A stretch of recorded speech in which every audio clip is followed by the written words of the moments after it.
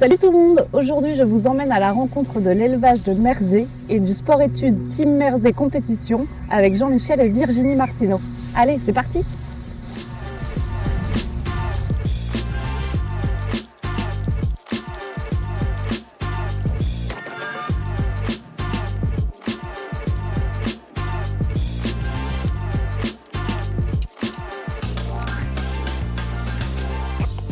Salut Jean-Michel. Bonjour. Alors, qui es-tu et que fais-tu? Quelle est ta spécialité? Je me présente, Jean-Michel Martineau. Je suis responsable de l'élevage de Merzey qu'a créé mon père et mon grand-père il y a une cinquantaine d'années. Ouais. Donc, au départ, mon père était cavalier, a appris au sein des haras nationaux. Ouais. Et il a développé sur la ferme familiale un élevage équin. Il a eu la chance d'être 2 fois présélectionné pour les Jeux Olympiques de Munich et Montréal. Ah oui. Et il a toujours gardé des très bonnes juments à l'élevage, donc je bénéficie de la génétique qu'on a essayé de développer ces dernières années. D'accord. Donc toi, tu as décidé de reprendre l'élevage, tu as été baigné dans ce monde de la passion du cheval. Voilà, exactement. Ça a été une suite logique. Je me suis installé à 20 ans après avoir fait un BTS agricole. Ouais. Et j'ai eu la chance d'avoir les chevaux de l'élevage qui m'ont permis quand même d'accéder à un niveau assez sympa. J'ai pu courir quelques Coupes des Nations pour l'équipe de France. Et là, actuellement, je me spécialise vraiment dans les jeunes chevaux. D'accord. J'ai repris tout l'élevage de mon père. Bon, il est toujours avec moi. On travaille en binôme, mais c'est vrai que j'ai une grosse partie côté élevage actuellement. D'accord. Et du coup, Virginie, elle a développé l'enseignement et toi, tu es spécialisé dans l'élevage. Voilà. Okay. C'est vraiment spécialisé dans l'enseignement avec un sport-études qui marche très bien, avec des super résultats. Donc, ouais, c'est génial. Vous avez une belle structure. Voilà. Et du coup, vous habitez dans votre maison ici? Voilà, là c'est la maison familiale en fait. On s'est installé ici. Mes parents sont partis quand je me suis installé sur la ferme de Merzey. Ouais. Et donc là ici, c'est les premiers box qu'avait construit mon père il y a 40 ans. D'accord. Et en fait, on a développé toute la structure. C'était un ancien pré où on a construit une carrière, le manège et les nouvelles écuries. Ok. Et donc là, vous vivez avec vos étudiants en face à face toute la journée, quoi. Voilà, non, c'est vraiment une écurie. Vous êtes au cœur de la vie de l'élevage et de l'enseignement. Non, puis ça reste une écurie très familiale. Ouais. Donc, une belle histoire de famille. Voilà. Et donc dans la structure actuellement, qu'est-ce qu'on peut trouver comme activité? Alors on a vraiment tout le panel d'un élevage. Là, ici, c'est les box des sports-études, donc qui sont ensemble. Après, on a reconstruit une écurie vraiment destinée aux jeunes chevaux. La deuxième écurie avec des chevaux d'âge et d'autres chevaux de sport-études, ainsi qu'un manège, une grande carrière et le marcheur. D'accord. Et on a le labo qui nous sert au moment des inséminations pendant la saison de monte. D'accord. Et du coup, les poulains, on les retrouve dans une autre ferme à 10 minutes? Voilà, la ferme est à 5 km chez mon père. Donc ils naissent là-bas, ils sont élevés là-bas. Okay. Et en fait, les juments viennent au moment de l'insémination. D'accord. Et repartent à la ferme. Ok. Et du coup, Jean-Michel, est-ce que tu as une date phare? Ah oui, il y en a plusieurs, mais une qui restera vraiment gravée longtemps, c'est ma victoire dans le Grand Prix international de Lons-le-Saunier avec Fidélion du Donjon, devant monsieur Éric Navet. J'étais en plus allé en stage quelques mois auparavant chez lui. Et cette victoire m'a vraiment lancé, parce qu'elle m'a permis d'aller faire les Coupes des Nations les CSIO de Dickstedt, Dublin, Riron. Ouais, ça t'a ouvert des portes. Ouais, ça m'a vraiment ouvert des portes. Et la date, c'est quoi du coup? C'était en 2007. Ouais. Et pour la petite histoire, en fait, mon père un jour est revenu à la maison. Je venais de m'installer, j'avais une vingtaine d'années, et il m'a dit je crois que j'ai acheté un crack. Et je lui ai dit ah bon, il a quel âge? Il me dit il a 6 mois. Ah. Okay. Et voilà. Et là tout a commencé. Et tout a commencé. Mon père avait vraiment eu l'œil en achetant ce poulain, un fils d'Yves de Merzey, donc les talons de la maison. Et il avait eu l'œil à 6 mois, il avait détecté tout le potentiel de ce cheval-là. Malheureusement, maintenant, on nous a quittés. mais qui m'a vraiment ouvert des portes des plus beaux. C'est le cheval qui a, Oui, qui a lancé il m'a ton vraiment, activité. il m'a vraiment lancé dans les plus beaux concours, on peut dire, au monde. Quoi. Ouais. Magnifique, bravo d'ailleurs. Pour ce Merci. binôme en plus, parce que Merci. bon, c'est bien d'avoir un crack, mais. Merci, oui, c'est un cheval qu'on a formé, que j'ai eu à 4 ans. Il est allé à l'Anaken à 5 ans, après on l'a préservé comme il a fait un petit peu la monte. Et non, c'était vraiment une belle histoire. Ouais. Là, donc, De beaux résultats. Ouais, et puis Et c'est pas fini. des cracks chevaux, et on espère. Parce que je crois que du coup la relève est assurée, non? J'espère, on ira voir dans les prés, mais je crois qu'il y a vraiment des chouettes poulains.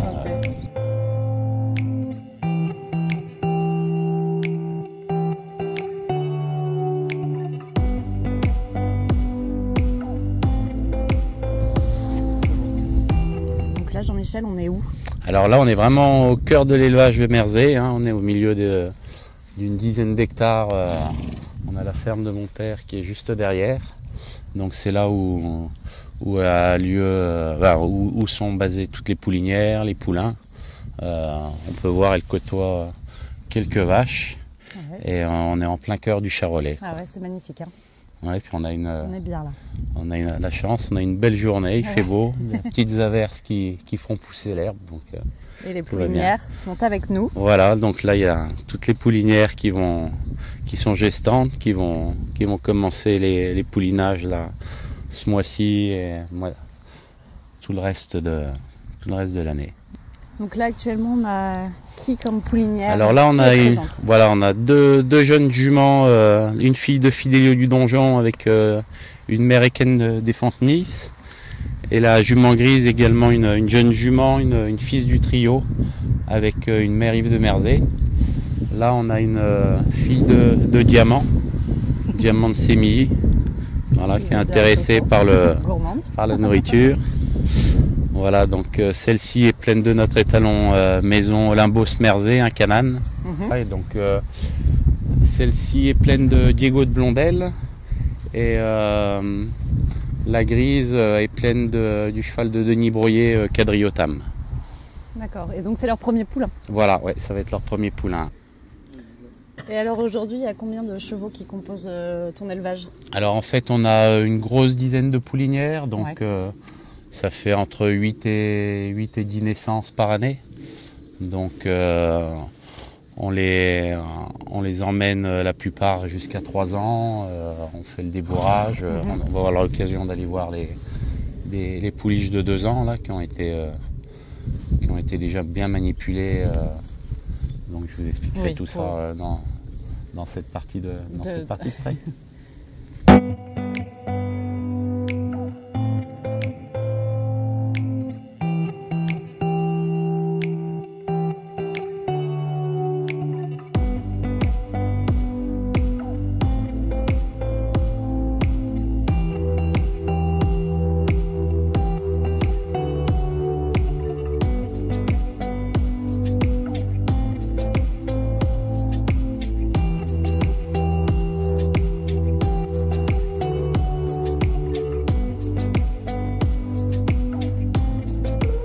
Donc là, Jean-Michel, on a changé de pré. On est avec qui? Alors là, on est avec l'autre pouliche de 2 et 3 ans. D'accord. Voilà, un pré d'une douzaine, même 13 hectares. Donc elles continuent leur croissance tranquillement dans nos prés du Charolais. Donc là, les 3 ans ont été pré-débourrés. Vous voyez, elles sont vraiment assez sociables. Et les 2 ans n'ont pas encore été débourrés. Celle-ci en est une fille de notre étalon, Olympos Merzey. D'accord. Par contre, c'est des poulains au sevrage que je garde pendant 1 mois avec moi. Je les licole, je les manipule, on les marche, on leur prend les pieds. Okay. Et c'est vrai que ça fait des chevaux bien dans leur tête et après facile, et facile d'utilisation. On le voit bien, on est arrivé dans le pré, tout le monde a débarqué. Ouais, elles sont contentes de nous voir arriver. Et donc après le pré-débourrage, quelle est la suite? Voilà, donc en fait, ils sont pré-débourrés, vraiment, comme je vous l'ai dit, ils sont vraiment très très sociables. Donc après, ils finissent leur croissance dans les prés et on les rentre l'hiver de 3 ans pour entamer le travail, un petit peu plus poussé et pour les emmener en épreuve jeunes chevaux. Bourrage, quelle est l'évolution voilà, une fois qu'ils ont été débourrés, ils rentrent l'hiver de 3 à 4 ans aux écuries et là ils entament leur carrière de chevaux de sport. On a un circuit classique des jeunes chevaux, 4 ans, 5 ans, 6 ans. Et après par la suite les épreuves amateurs pour certains, professionnels. Voilà. D'accord. On essaye de trouver pour chaque cheval le bon débouché. Ouais. En fonction de la sensibilité de chacun.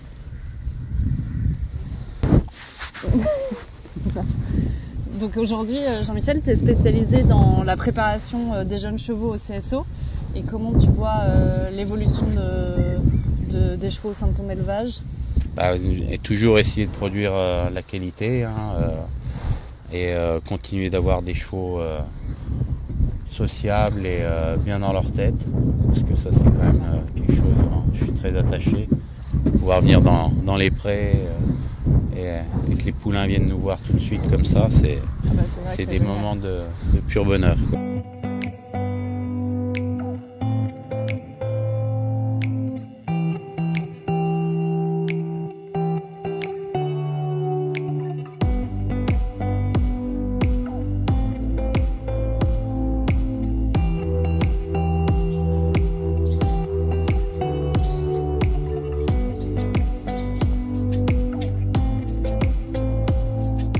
Salut Virginie, alors est-ce que tu peux nous dire qui tu es et ce que tu fais? Bonjour, je suis Virginie Martineau, j'ai été cavalière de haut niveau dans les équipes jeunes et je me suis spécialisée dans l'enseignement et le coaching, c'est ma passion, donc je gère un sport-études et d'autres élèves sur la compétition. Depuis quand existe la Team Mersey Compétition, du coup le sport-études? Alors, c'est pas exactement comme ça. La Team Mersey Compétition existe depuis 25 ans, avec beaucoup d'élèves formés chez nous, qui sont devenus professionnels ou non, mais qui voulaient se rapprocher du haut niveau. Et le sport-études a été réellement créé il y a 10 ans, en partenariat avec le lycée Laprade Cluny. Ok, et du coup, tu as des étudiants que du lycée de Cluny ou d'autres horizons? Non, en sport-études, il nous arrive d'avoir quelques collégiens qui ont déjà un très bon niveau. Nous avons également des post-bac, certains sur Lyon, c'est assez facile de venir se réentraîner. Et puis, des élèves de l'école d'ostéopathie Biopraxa à Cluny, ostéopathie animale. Et on a également de temps en temps un élève inscrit au CNED quand il n'y a pas forcément les options qu'il veut au bac ou qu'il a beaucoup de chevaux et que l'emploi du temps ne lui permet pas d'entraîner ses 4 ou 5 chevaux par jour. Ok, donc c'est ouvert à tout type de scolarité finalement. Exactement, on laisse les portes ouvertes à toutes les possibilités. C'est une écurie que de CSO, que ce soit dans l'élevage, dans le cheval de sport ou dans les élèves, nous sommes spécialisés CSO. D'accord, et tu formes quand même des moniteurs et quelques-uns? Au-delà du sport-études, nous avons toujours en formation des BPGEPS et des DEGEPS. Et moi, je fais partie du pôle de formation d'Équivalet pour former justement tous les futurs DEGEPS de la région. Ok. Voilà. Et du coup, Virginie, à quel type de compétition vous participez? Alors, nous participons aux compétitions nationales, internationales, selon le niveau des élèves. Ils ne vont pas tous sur les mêmes compétitions. Moi, je suis en compétition du mois de mars à la mi-novembre, pratiquement tous les week-ends, mais avec des élèves différents, parce qu'évidemment, les chevaux ont besoin de temps de repos et de récupération. On participe au championnat de France bien évidemment et avec les jeunes, certains jeunes sont en équipe de France, junior ou jeune cavalier. Par exemple, la semaine prochaine, nous partons avec 2 élèves qui représentent la France en Italie. Ok. Et du coup, en CSIO. Et qui dit compétition dit résultat. Est-ce que tu peux nous dire un peu tous les résultats que vous avez réussi à obtenir Dans les chiffres clés, en 10 ans de sport-études, nous avons eu 16 podiums nationaux en championnat de France. Magnifique. Voilà. Évidemment des classements tous les week-ends et puis surtout à arriver à faire intégrer à quelques élèves l'équipe de France. Jeune quoi. Ce qui n'est pas rien, ce qui est assez difficile. Voilà. Bravo pour tout ça. Merci, c'est gentil. C'est un beau parcours. C'est gentil. Et vous avez actuellement combien d'élèves environ qui font partie du sport-études? Avec les post-bac, 18 élèves. Ok. Voilà. Ok. Et tout le monde se connaît. Tout le monde se connaît et tout le monde apprend à fonctionner ensemble. Ok. Voilà. Les tranches d'âge au niveau des étudiants s'étendent de combien à combien environ? De 13 ans à 25 ans. Ah oui, c'est En super moyenne. large. C'est Ouais. super large, hein, selon s'ils sont post-bac ou qu'ils arrivent en collège. Ouais. Et du coup, il faut quel niveau pour intégrer la formation au niveau scolaire et équitation? Alors scolaire, il faut un niveau correct, Ouais. donc pas une exigence incroyable, mais que l'élève ait les possibilités de suivre quand même les cours, parce Ouais. que l'emploi du temps est plus chargé. Au niveau équitation, je ne donnerai pas de niveau. On regarde surtout la motivation de l'élève, La passion? la passion et ses capacités de savoir où on va pouvoir l'emmener d'ici 1 an, 2 ans. Oui, d'accord, Mais je ne m'arrête pas à un niveau d'entrée. Des fois, on a des enfants qui arrivent qui font déjà des bonnes épreuves. Et à côté de ça, des fois, on prend un élève qui a qu'un galop 5 ou 6, qui n'a pas encore fait de compétition, mais vu ses capacités sportives, on sait qu'en 1 an ou 2 ans, il aura très vite rattrapé. Oui, c'est plus des objectifs fixés qu'un niveau Exactement. à l'entrée, quoi. Voilà. Le premier objectif, c'est la scolarité quand même. Ça Oui. reste la priorité. Ils doivent avoir leur bac, avoir des notes correctes, avoir un comportement exemplaire au lycée. Ouais. Parce qu'un bon sportif doit se comporter correctement. Ouais. Et puis chez nous, après, les objectifs sportifs, c'est vraiment par rapport à chaque élève. Il y en a, ils ont un objectif de finir en 1m15, et puis il y a des objectifs comme Alexandre Remeux de faire les championnats de France jeunes, d'être en équipe de France pour les championnats d'Europe. Voilà les objectifs. C'est complètement adapté à chaque élève. À chaque profil et à chaque sensibilité. Et chaque niveau. Et chaque niveau. Hein, donc ça, voilà. Ils ont la chance d'avoir un lycée excellent. Ouais. Où il n'y a que 400 élèves. Alors ça rejoint un peu notre idée, c'est très familial, les professeurs ont le temps pour chaque élève. C'est quand même un lycée qui a des classes préparatoires pour l'école d'ingénieurs à Cluny, des BTS, ouais. donc on est sur un très bon niveau scolaire. Ok. Voilà. Toi, tu gardes un bon souvenir, Marie, bah, de complètement. tes années lycée, du coup? Si je peux raconter une petite anecdote, honnêtement, en arrivant ici, je voulais 100% cheval. Ouais. Et puis le lycée m'a quand même donné goût à l'apprentissage, à l'ouverture d'esprit, à la réflexion. Et voilà, bon, après, de fil en aiguille, finalement, j'ai fait mon. Oui. Enfin, j'ai passé mon monitorat et puis j'ai eu un coup de cœur pour l'enseignement. Mais ça reste vraiment un bon lycée. Ok. Et donc les élèves, c'est des élèves, des étudiants qui viennent de la France. Ils viennent d'où? On a des élèves de partout. On en a de Suisse, on en a même eu d'Algérie, on en a eu du Portugal, et puis de toute la France, hein, Bordeaux, Lille, Paris. C'est pas du tout fermé à la région, et les élèves arrivent de tout horizon. Ah ouais, c'est génial. Et ce qui fait qu'ils apprennent aussi à vivre tout seuls dans leur propre appartement, à se loger. Ah non, alors à la base, ils sont en internat au lycée toute la semaine. Ah, d'accord, le lycée fait internat. Voilà, et nous, le week-end, quand il y a compétition ou qui ne rentre pas, parce qu'évidemment, un élève qui va habiter Bordeaux ou Zurich va pas rentrer tous les samedis, dimanches chez lui, nous avons ce qu'on appelle une petite maison où nous pouvons les loger le week-end. D'accord. Après, selon leur âge, on n'impose pas cet internat. Certains en terminale, ou évidemment les post-bac, prennent un petit appartement, et ce qui est très pratique à Cluny, tout se fait à 5 minutes à pied, et il y a beaucoup de logements pour les jeunes, parce qu'il y a quand même l'école d'ostéopathie et une grosse école d'ingénieurs, les arts et métiers. D'accord. Je vous présente Marie-Lou qui vient d'arriver. Donc c'est une ancienne sport-études qui est arrivée en seconde et qui n'est jamais partie et qui est maintenant mon bras droit et qui m'aide dans le sport-études, dans l'enseignement des élèves et la gestion des élèves. Enchantée, Marie-Lou. Enchantée. Et est-ce que vous sauriez nous dire pourquoi Merzey et pas une autre école? Je laisse répondre Marie-Lou, elle a la meilleure place pour ça. Déjà, moi je sais ce qui m'a fait venir en sport-études, c'était le côté très familial, le côté historique dans la famille et tout ça. Et puis l'investissement personnalisé dans nos objectifs pour atteindre le plus haut niveau possible. Que ça De soit sur-mesure. très individualisé. Ouais. Voilà, c'est ça exactement. Puis le côté pratique, on sait que le lycée est à 5 minutes à pied, donc le fait qu'on soit autonome, après un passant, on peut venir directement monter à cheval, tout ça. Oui, Donc, c'est très pratique Voilà, c'est ça. en termes d'indépendance. voilà, c'est ça. Du coup, on peut s'adapter en permanence, quoi. Ouais, c'est génial. Et du coup, Marie-Lou, quel est ton rôle exactement dans l'aventure? Alors, dans la structure, je suis d'un côté cavalière jeunes chevaux, Ouais. et aussi, comme on disait, le bras droit de Virginie, où je l'aide dans les coachings, sur les terrains de concours. Puis c'est vrai que j'ai un peu un rôle avec les sports-études d'intermédiaire avec Virginie, on peut dire un peu peut-être grande sœur, Ouais. le côté où ils peuvent plus facilement venir se confier à moi s'ils ont des problèmes et qu'après on peut en discuter avec Virginie.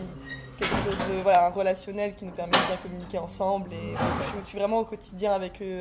D'accord. Donc Voilà. tu travailles main dans la main avec Virginie. Voilà, oui, Ok. vraiment. Il n'y a Exactement. pas. Il n'y a pas d'histoire de certains montent qu'avec Virginie, d'autres qu'avec moi. Ouais. On est vraiment ensemble. Ouais. Je les fais travailler, on les fait travailler, on en discute tous les matins, on organise ensemble. Enfin voilà, c'est un travail d'équipe. Et on ne fait pas de différence selon ceux qui démarrent ou ceux qui sont déjà, pour certains, en équipe de France. Ils sont tous traités de la même façon et leur programme est personnalisé de la même façon. D'accord. Et du coup, chaque étudiant a au moins un cheval dans la structure? C'est ça. Pas forcément, c'est pas une nécessité qu'ils arrivent avec leur cheval, mais par contre d'en avoir un. Pour pouvoir évoluer en compétition. Ouais, puis, en binôme. Et puis, dès qu'on attaque les épreuves amateurs, les chevaux qui sont des chevaux d'enseignement, de formation dans les clubs ne sont plus adaptés pour ce niveau de compétition. D'accord. S'ils n'ont pas encore de cheval, ils arrivent pendant 1 mois ou 2, on les observe à cheval, leur niveau et puis surtout leur façon de fonctionner pour leur trouver le cheval le plus adapté possible et qui leur corresponde le mieux au niveau feeling. D'accord. Et du coup, comment se gère le planning entre l'école et le sport-études? Alors, la chose formidable qu'on a, on le redit, c'est d'être à 5 minutes à pied. Oui. Donc, vu qu'ils n'ont pas tous le même emploi du temps, ça nous permet de nous adapter à chaque emploi du temps. Tous les élèves n'arrivent pas, par exemple, à 16 heures ensemble et tout le monde monte d'un coup. Oui. Donc, ça nous permet, on ne fait jamais une leçon à cheval, plus de 2 cavaliers par 2 cavaliers, voire 3 de temps en temps. Mais c'est très personnalisé. Ça, c'est une chose. Et puis... Il n'y a pas de planning fixe au final. Ça s'adapte en fonction des concours. S'ils rentrent de concours, bien évidemment, on va laisser un peu de repos aux chevaux. Ou au contraire, si on a eu du repos, début de semaine, on va reprendre sur le plat, faire des exercices de mécanisation. Et puis chaque cheval n'a pas non plus le même planning. Oui, d'accord. Selon l'âge du cheval, son caractère, voilà, le but c'est vraiment... Par contre, ils montent à cheval tous les jours, ça c'est certain. Ça fait mais partie le planning change en permanence en fonction des besoins du cheval et du cavalier. Oui. Et puis après, ils doivent faire leurs devoirs. Oui. Et le gros avantage qu'ils ont, c'est qu'ils peuvent, pour des compétitions importantes ou même pour des compétitions, ne pas aller en classe, c'est des absences justifiées. Évidemment, ils doivent quand même s'engager à rattraper les cours et à pas baisser leurs notes. Mais malgré tout, ils ont la possibilité d'aller en compétition la semaine. Exactement. Et vous êtes d'accord? Quelle est la philosophie du sport-études? La première philosophie, c'est quand même, on est des vrais compétiteurs. Le but, c'est quand même d'être performance et d'aller au plus haut niveau possible. Mais au-delà de ça, on garde vraiment en tête le côté homme de cheval. On veut vraiment leur inculquer le respect du cheval, que ce soit au niveau physique, physiologique, psychique, qu'ils apprennent à les connaître, à s'en occuper. Et la priorité reste le cheval et c'est au cavalier de s'adapter à son cheval et non l'inverse. Voilà. Et aussi avoir un esprit d'équipe, s'entraider, soutenir ses copains. Voilà, il n'y a pas de concurrence entre eux. C'est important. On ne veut absolument pas et que c'est tout le groupe qui va en avant et quand il y en a un qui loupe un petit peu, les autres sont là pour lui remonter le moral ou quand sur certains championnats, les horaires sont un peu serrés, ils peuvent aller s'entraider à sceller les chevaux pour qu'un élève puisse voir un parcours ou 2 de plus pour s'acclimater. Donc on essaye vraiment d'avoir un esprit d'équipe. Ah ouais, ça c'est intéressant. Voilà, et puis aussi je pense que ça les aide dans leur avenir dans le sens où ils ne sont pas que cavaliers, et donc ils apprennent toute la gestion de leurs chevaux. Et derrière, c'est aussi ils savent dans quel milieu ils vont se lancer s'ils veulent faire partie du cheval ou s'ils veulent rester dans les études. Ça leur ouvre les portes, ça leur ouvre les yeux sur ce que c'est vraiment le milieu du cheval et s'occuper de leurs chevaux en permanence et les contraintes qu'il y a un petit peu autour. Oui, parce qu'ils se rendent compte quand même de la dureté du métier. Parce qu'ils ont la chance de voir, ce qui n'est pas le cas de toutes les structures, un élevage aussi sur place. Ça part des saillies des juments, à la naissance des poulains, à élever ces bébés, puis ils arrivent à 3 ans et à 4 ans, et les former, et les journées dures, parce qu'il n'y a pas que la compétition. Ils voient vraiment toute l'évolution autour de la vie du cheval. Exactement. On les fait participer un peu à la vie des écuries, justement pour qu'ils se rendent compte de ça. D'accord. La réalité. Et du coup, quels sont les débouchés suite à toute cette formation ? Alors, il y a tout. C'est-à-dire qu'il y en a qui viennent là à 15 ans pour faire leur métier dans le cheval. D'autres qui viennent là en se disant j'ai encore 3 ans avant de partir en médecine ou en veto et qui veulent profiter à fond de leurs années lycée. Mais nous, ce qu'on veut, on est là pour leur ouvrir un maximum de portes. Ils ne doivent pas venir en sport-études pour qu'on leur ferme des portes et que le niveau scolaire baisse et qu'à la fin, il n'ait plus que le choix presque de faire ce métier-là. C'est tout l'inverse. On veut qu'ils sortent de chez nous avec tout le panel possible. Et c'est pour ça que depuis 10 ans, quand même, on a 100% de réussite au bac avec 60% de mention. Donc on en a plein qui sont partis en médecine, en ingénieur, en école de commerce. en veto. Ouais. Donc voilà. Ah bah bravo, parce que c'est des beaux résultats. Et dès qu'il reste dans le cheval aussi. Et oui, Et ils oui, prennent la goût à preuve. ça. comme toi, par exemple. Voilà, exactement. Et pas que. Oui. Il y en a un paquet Ouais, aussi. on a Tani Grépillou qui a été championne de France des cavalières, on a Virginie Echternach aujourd'hui qui fait les 1m50, Ouais. on a Mathéo Payet qui est... Qui a eu son DE et qui l'a fait 135 très bien. Voilà, on a plein d'élèves qui ont une vraie réussite dans le cheval aussi. Ah, mais c'est magnifique. Mais voilà, et ce qu'il y a, c'est que des fois, à 15 ans, on arrive en étant sûr, je veux faire ça absolument, et puis des fois, ils se rendent compte que c'est pas si simple, que c'est quand même un métier passion, on bosse 7 jours sur 7, Oui. et pas aux 35 heures, Oui, hein, malheureusement, mais oui. comme tous ces métiers-là. Les métiers Donc, sans aucune critique, mais des fois, ils se disent, je vais faire un très bon métier, je vais bien gagner ma vie, et puis je garderai 2 chevaux pour le loisir et aller m'amuser le week-end. Oui. Donc comme ça, parce que entre ce qu'ils ont dans la tête à 15 ans et à 18, il y a de l'évolution. Oui. et de La réalité maturité, vs l'imaginaire. Voilà, exactement. Ils peuvent changer d'avis. Et ça, c'est vraiment important pour nous qu'on leur ferme aucune porte. Ok. Ça, Marie-Lou, je vois qu'il y a des mâles devant tous les box. Du coup, qu'est-ce que c'est? Alors en fait ici on est dans l'écurie des sports-études, Ouais. donc c'est vraiment voilà, il n'y a que leurs chevaux ici et ils ont chacun leur malle pour ranger leurs affaires. On a une petite sellerie là-bas qui est mise à disposition pour les couvertures, affaires de concours annexes, mais voilà, on veut que chacun ait son petit casier devant D'accord. son box. Bien rangé. Voilà, c'est ça. Et donc là, on a Lorena qui est en train de préparer son cheval aujourd'hui pour un concours International. Voilà, c'est ça. qui se passe à Cluny, À domicile. à domicile. Merde. Qu'est-ce que tu tirerais toi de cette expérience de vie au sein du sport-études? Bah, comme vous venez de le dire, c'est une expérience de vie, c'est-à-dire que c'est 3 ans ou plus qui nous font grandir. Voilà, parce qu'on apprend à s'organiser, à être autonome. Voilà, et puis il y a un peu ce côté de goût de l'effort où Ouais. voilà, il faut gérer la scolarité, l'équitation. Et voilà, donc c'est quelque chose qui nous rend plus matures. Et Ouais, on grandit à Vraiment. travers les années, à Il y a- gérer son temps, Voilà, son c'est ça, planning, exactement. les responsabilités. C'est C'est une ça. école de vie. Et puis comme il y a aussi ce côté groupe, voilà, c'est aussi s'adapter dans un groupe, s'entendre avec tout le monde pour justement tous se pousser un peu vers le haut. Voilà, donc c'est s'adapter aux autres et enfin, voilà, en plus de ça, à notre organisation. Et... Donc des valeurs qui ont du poids, par exemple pour un dossier, pour rentrer dans une école Ah bah de commerce. complètement. On sait très bien même que dans le un monde professionnel. Voilà, un sportif qui a réussi à mener une scolarité plus une activité aussi, un peu dire intense que celle-ci, c'est un vrai plus pour les dossiers. Ok. C'est quelque chose qui est hyper valorisé en tout cas. Ouais, bon, c'est une belle école. Mm. Et est-ce que tu peux nous dire où est-ce qu'on peut te retrouver? Bah, Vous retrouver. Tous les week-ends sur les terrains de concours, mais au-delà de ça, on a une page Facebook qui s'appelle Team Mers et Compétitions, pareil sur Insta, et un site internet www.martino.fr. Ok, très actif. Un petit mot de la fin, qu'est-ce que tu aurais envie de nous dire? Alors je vais reprendre une phrase de Marie Pellegrin. N'oubliez pas, c'est vraiment un honneur de monter à cheval. Ces animaux majestueux de 500 kilos qui nous acceptent, qui nous font confiance. C'est un devoir pour nous de les respecter, de les chouchouter, d'avoir de l'admiration pour eux et d'être humble vis-à-vis d'eux. Quand ça se passe mal, en général, c'est aux cavaliers de se remettre en question. Ok. Voilà. C'est un bon conseil pour les cavaliers. Voilà, les chevaux ont fait ont toujours fait partie de l'humanité et ont servi l'homme depuis C'est vrai. des centaines d'années et donc nous leur devons respect et admiration, Il ne faut je pas le l'oublier. redis. Voilà. Merci Virginie. Virginie, Jean-Michel, un grand merci de la part de toute l'équipe Nature Horse. Et puis, belle continuation à vous. On était ravis de rencontrer ce bel élevage et cette belle team Mers et Compétitions en ce CSI magnifique. Et puis, on a hâte de vous suivre pour ces belles aventures. C'est nous qui vous remercions pour votre présence, votre gentillesse et cette super journée que nous avons partagée. Merci beaucoup. Merci à vous pour cette belle journée, c'était vraiment sympa. Merci à vous, à très bientôt.